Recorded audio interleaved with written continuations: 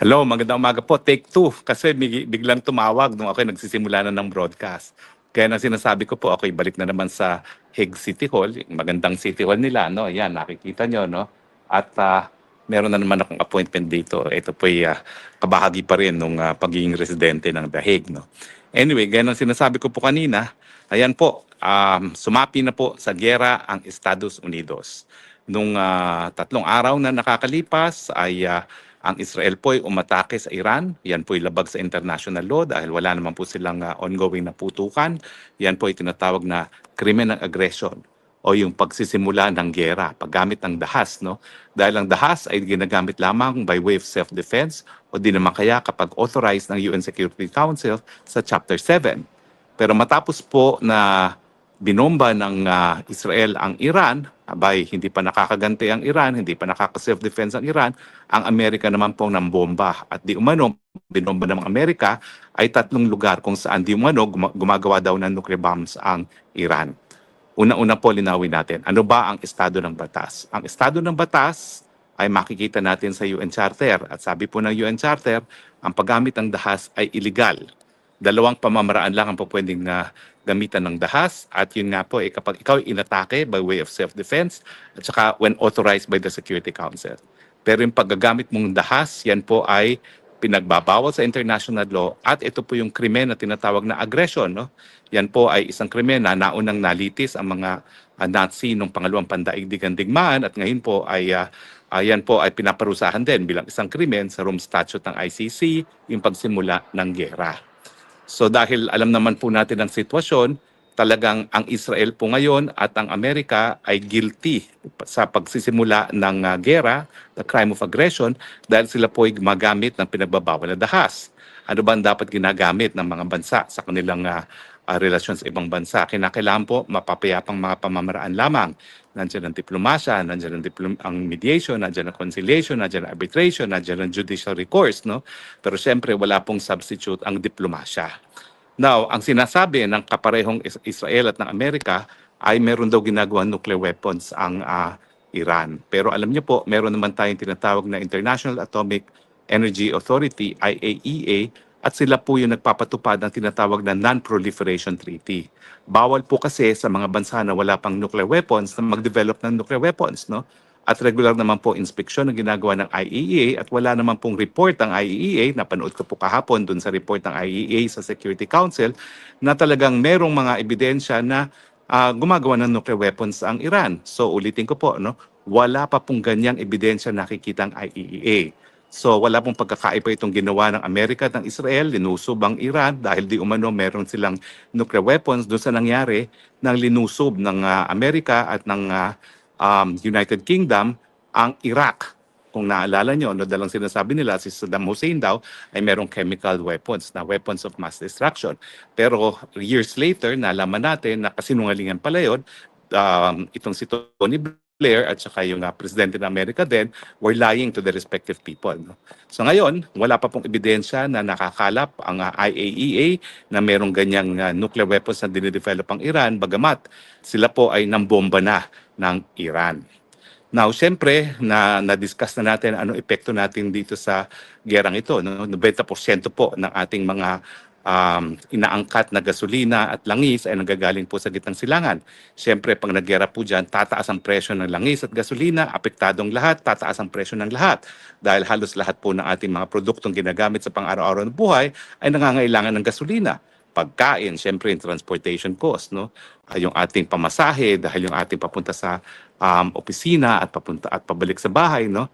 At sa mga magsasaka, yung fertilizers, ang fertilizers po at saka ang pataba, yan po ay petroleum-based pa rin, no? So lahat po ng aspeto ng ating buhay maapektuhan dito sa gerang ito. Now, meron po kasi isang strait na dinadaanan ng mga shipment ng langis na sinarado na ngayon ng Iran. Kapag sinarado yung strait pong yan, walang makakalabas na supply ng oil, no, na sa ating pinag-aangkatan, no.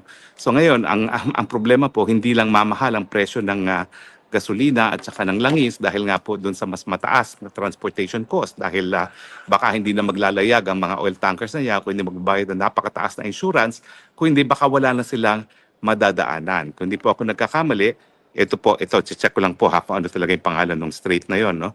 Kung hindi ako nagkakamali po, yung parang Strait of Hormuz ba yun? Sandali baka ako magkamali, baka sabihin yung fake news ako, no? So, pine-verify ko naman po kay Mr. Google kung ano yung strait na isinarado ng Iran, no? So, i-type natin ngayon, strait closed by Iran. So, ito pong strait na ito, unfortunately, yan po yung pinagdadaanan ng ating mga inaangkat. Ayun, Strait of Hormuz, okay? Strait of Hormuz, yan po yung sinarado ngayon ng Iran, no?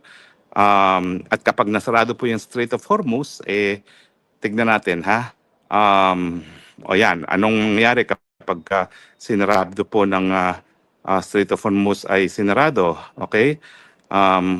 Sigurado pong tataas na ang presyo ng langis dahil halos lahat po ng mga inaangkat na langis ay nagagaling dito, no? So dati po ikiniconsider lang nila pero ngayon po sinarado na lang tuluyan, no? So ngayon po, yan po yung nangyari. Tayo po talaga ay naging kabahagi na ng gera. Bakit? Kasi nga po, itong si Marcos Jr., dahil gusto niyang suportahan siya ng Amerika, binigay ang teritoryo natin para gamitin ng mga Amerikano. Meron po tayong siyam na mga military camps na ginagamit ngayon ng Amerikano kung saan naka-preposition ang kanilang mga equipment, mga kagamitan panggera at kanilang makakasundaluhan. Now, bagamat tayo po ay hindi nagpaputok sa Iran, pwede na po tayong targetin ng kalaban ng Amerika ngayon na Iran dahil, yun nga po sa international law, ang bansa na nagpagamit ng kanyang teritoryo sa isang pamamaraan na nakakasira sa iba ay meron ding liability under international law.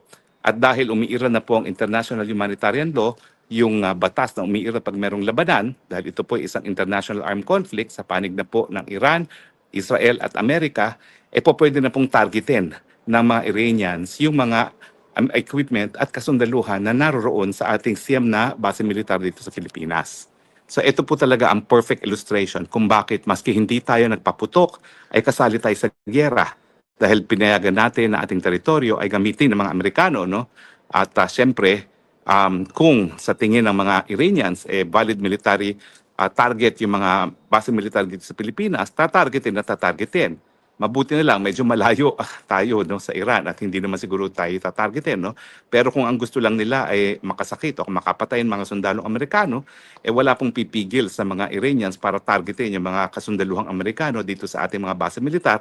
Mabuti sana kung talagang 100% accurate yung kanilang mga weapons na tanging mga Amerikano lang ang matatarget. Siyempre po, no, hindi naman po perfect ang technology talaga sa targeting at baka meron pong madawit ng mga Pilipino, lalo na yung mga sibilyan na nakapaligid sa mga kampong yan o di naman kaya nakatira mismo sa mga kampong militar na ginagamit ng mga Amerikano. Take note po ha, hindi lang kasundaluhan ang naririyan sa mga base militar na atin na wala silang bayad na upa, kung hindi kanilang mga equipment.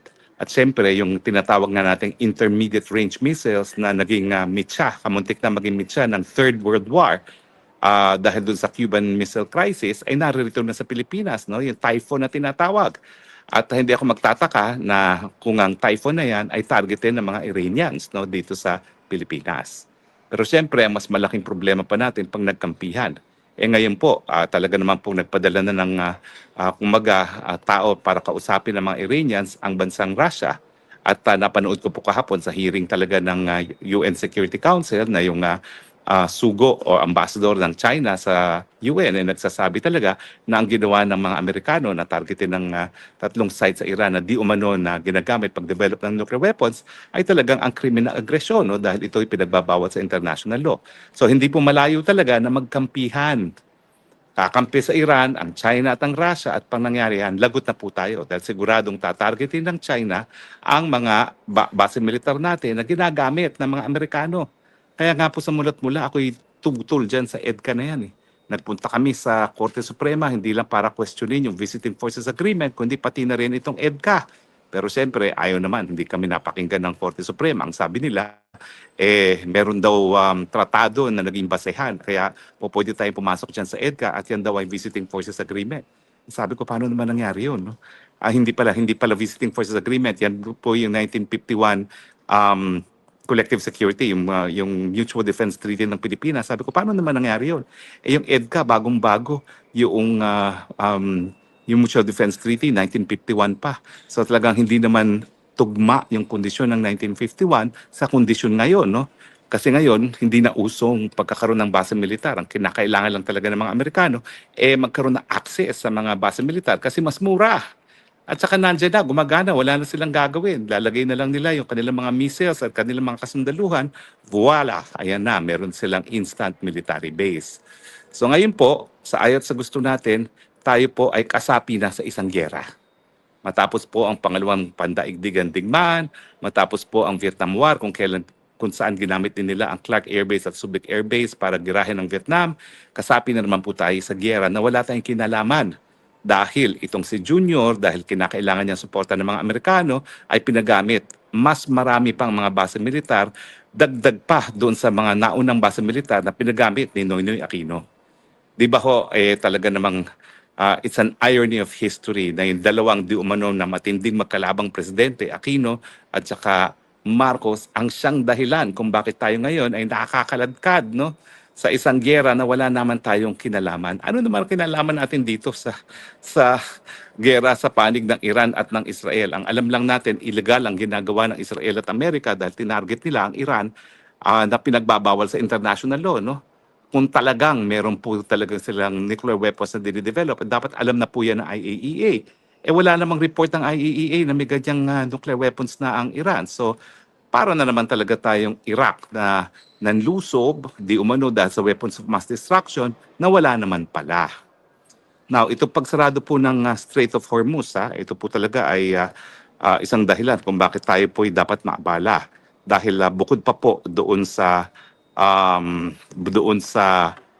posible tayong targeted, 20% pala po, 20% ng lahat ng oil na pinapadala sa labas ng gitnang silangan ay dumadaan dito sa strait na ito. So talaga pong bukod pa dun sa mas mahal na insurance na, talagang hindi na makakaraan dito sa Strait of Hormuz yung mga inaangkat na langis, no? Galing sa gitnang silangan at hindi lang naman po galing sa gitnang silangan yung langis na yan, galing po sa iba't ibang bansa pa ng Middle East, no? So, inaasahan po natin ang tinatawag na economic shock, no? Tataas po talaga lahat ng presyo ng bilihin dahil magiging mas mahal ang langis at ang petrolyo.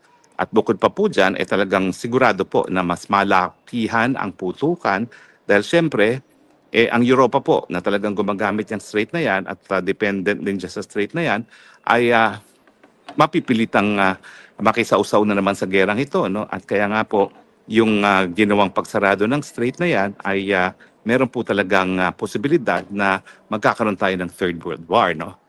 Kaya naman ako, sa mulat-mula, ako'y panic at ako'y pabor doon sa polisiya ni Presidente Duterte dati na independent foreign policy. Hindi naman po kasi kinakailangan na tayo pumanik sa kahit sino.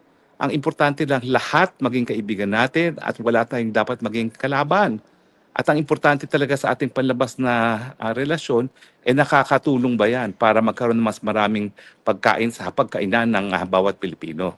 Pero itong panlabas na relasyon na ginagawa po ni Marcos Jr., di mo maintindihan. Ang kanyang tanging konsiderasyon kung ito'y mapapalapit sa kanya sa mga namumuno sa Amerika dahil alam niya na importante yung suporta ng Amerika para siya manatili sa kapangyarihan miski siya ay pinagdududahan na vangag. At siyempre wala naman pong matinong mga tao sa buong mundo nito na mag-a-approve na isang leader ng isang bansa ay vangag. Kaya nga po, ayan, sinasabi natin na ang mga desisyong mali ng isang tao na posibleng wala sa tamang pag-iisip ay nakakaapekto sa pang-araw-araw na buhay ng ating mga mamamayan dahil anytime pwedeng matarget ang ating mga mamamayan dun sa mga base militar na pinagamit natin sa Amerika at ngayon tayo nagbabayad ng mas mahal na presyo ng petrolyo dahil nga dito sa illegal na giyera na sinimulan ng Israel at saka ng Amerika. Pero ano ba ho? Merong solusyon. Meron ba ho tayong solusyon? Nahulog ang aking telepono. Sorry na po. Walang solusyon talaga para ang lahat ng mga bansa, kasama na po ang Israel at ang Estados Unidos, bagamat sila ngayon ang pinakamalakas at makapangyarihang bansa sa daigdig, ay sumunod sa batas na internasyonal. Ang sinasabi po talaga lahat ng mga sigalot sa daigdig dapat ma-settle, maayos sa mga mapayapang mga pamamaraan. Alam nyo, ang problema kasi sa Amerika, hindi pa sila nakakatikim na gera kung saan ang teritoryo nilang mainland ay talagang inatake. Ang pinakamalaki, malapit na teritoryo nila na naatake ay yung World War II dahil nga dun sa Pearl Harbor. Pero yung continental America, hindi talaga nakakatikim ng pagkakaatake. Wag sila ngayon magugulat kung for the first time, baka sila maatake ng Iran dahil hindi natin alam kung ano talagang hawak ng Iran, no? Sa panahon po ngayon na merong mga tinatawag na intercontinental ballistic missiles, talagang po pwede na pong bumiyahe ang mga nuclear weapons talaga, no? All throughout, no? At makarating sa Amerika nang hindi na i-intercept, no? Dyan nga po sa Israel, yung tinatawag nilang Golden Dome. Ito po isang teknolohiya kung saan napipigil nila ang pagpasok na kahit anong missiles, no? Lalong-lalo na dun sa nanggagaling sa mga karatig bansa ng Israel sa gitnang silangan, napipigil nila ang pagpasok. Pero lately, nakakakita na tayo ng mga imahe na bumabagsak na sa teritoryo ng Israel itong mga missiles na linunsad all the way from Iran. So actually, kung ang mga Amerikano sa tingin nila hindi sila dapat maabala dahil malayo naman sila dun sa putukan, think again. Dahil sa panahon po ng intercontinental ballistic missiles, napakadali na pong marating ng Amerika. Uulitin ko po ha, Marcos Jr., kung ikaw ay wala sa tamang pag-iisip para maggawa ng mga hakbang sa pagpaplano kung anong mangyayari sa atin, lalong-lalo na dito sa katotohanan na talagang baka maging quadruple o 4 beses na mas mahal pa ang presyo ng langis sa atin kung may makukuha tayong langis, siguro dapat either mag-resign ka o mag-leave ka, ibigay mo na muna kay Inday Sara Duterte. Kasi sa panahon na talagang pinakamatinding pagsubok itong dadaanan natin dahil itong giyera ay hindi biro-biro, dapat naman sapat ang pag-iisip ng ating mamumuno. At tingin ko, bagamat napakahirap humanap ng solusyon, no, dahil wala naman talaga tayong tanging yaman na langis, at least nga, kapag tama ang pag-iisip, may mga tamang hakbang na po pwedeng magawa at siyempre, merong inspirasyon at kumpiyansa na ibinibigay sa taong bayan na malalampasan natin ang pagsubok nito kung nasa tamang pag-iisip ang namumuno. Kaya nga ulitin ko po, kung ikay tunay na nagmamahal sa bayan, isipin mo na lang na pati ang ama mo naman ay minahal ang bayan, sige na, either mag-resign ka na o di naman kaya mag-leave of absence ka na, magparehab ka kung kinakailangan at ibigay mo na muna panandalian ang reign of power kay Inday Sara. Anong dapat gawin ni Inday Sara? Ulitin ko po, una muna, masiguro na may supply tayo. Kumuha na tayo ng supply dun sa mga non-traditional suppliers natin. Russia ang number 1 kasi ang teritoryo ng Russia malayo naman sa putukan. Amerika, bagamat napakalayo ng Amerika at saka Canada, dapat makipag-usap na tayo. At bagamat napakalayo, Venezuela, no? Venezuela, isa sa pinakamalaki ng oil reserves. Never tayo nag-angkat dyan dahil malayo, mahal. Pero dahil mahal naman talaga ang magiging presyo na ng langis at petrolyo, might as well kumuha na. At dahil yung mga kontratang po yan, hindi naman pwedeng ura-urada, ngayon pa lang, dapat nagpapadala na tayo ng mga sugo para makipag-usap sa mga bansang ito. Bukod pa dun sa alternative suppliers ng langis, no, kinakailangan maghanda na rin tayo ng mga ayuda. So dapat meron talagang political will ang ating namumuno na itigil muna yung korupsyon, lalo na ng mga senatong at mga congressmen, no? Na kung ano yung pera ng kaban ng bayan, ibuhos na muna sa ayuda dahil talagang kinakailangan tayo magbigay ng ayuda dahil tataas ang presyo ng lahat po. At kapag gutom ang taong bayan, talaga namang yan pong grantya na sila'y mag-aalsa, no? At talagang pwedeng patalsikin ng gobyerno. At ang kinatatakot ko hindi kung tama ang uupong leader sa panahon na nagagalit ang taong bayan, kundi baka mamaya mawalan ng tuluyan ng tiwala ang taong bayan sa kahit sinong politiko para mamuno at pumayag na mga militar ang mamuno. Pag nangyari po yun, wala naman po talagang kakayahan ng mga militar para mamuno, lalo tayong magkakaroon ng problema. Bagamat nagsasabi siguro iba, siguro naman miski militar na walang karanasan mamuno, mas mabuti kaysa sa isang tao na wala sa tamang pag-iisip, no? So, yan po ang mga problema natin. Tapos, kinakailangan ngayon i-activate ang mga barangay dahil I'm sure magkakaroon na naman tayo ng rationing ng gasolina, no? At siguro, balik na naman tayo sa distance learning sa ayaw gusto natin dahil yan lang po ang pamamaraan para tayo makatipid ng gasolina, no, sa mga darating na mga panahon. Pero ngayon pa lang po dapat naghahanda na tayo, no? At hindi nagkakamot ng ulo gaya ni Marcos Jr. at nagtatanong, anong gagawin natin? Kung naalala nyo, ordinaryong bagyo na ang daming bagyong dumarating sa Pilipinas, hindi niya alam ang gagawin, ito pa kayang ganitong all-out war. Ang leksyon po, dapat talaga magkaroon tayong mamuno na nasa tamang pag-iisip. Una. Pangalawa, nakita na natin kung bakit dapat tayo maging independyente sa ating foreign relations dahil alam natin na maski hindi natin kaaway ang Iran, nakakaladkad tayo sa giyera dahil pinagamit natin ang teritoryo sa mga Amerikano na isang kasapi nga dito sa giyerang ito. Pangatlo, ang Pilipinas, bagamat tayo ay hindi naman influential na bansa, kinakailangan idagdag natin ang boses sa boses na nakakarami sa daigdig na dapat itigil ng Israel at ng Amerika ang kanilang agresyon, no?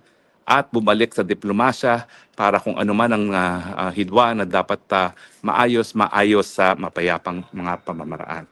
Ulitin ko po, ang buong daigdig dahil ang pinag-uusapan ay langis sa Middle East ang siyang magdurusa sa gerang ito. Sana po ang Pilipino idagdag ang boses na no to aggression, no to war, US, Israel, stop the aggression against Iran.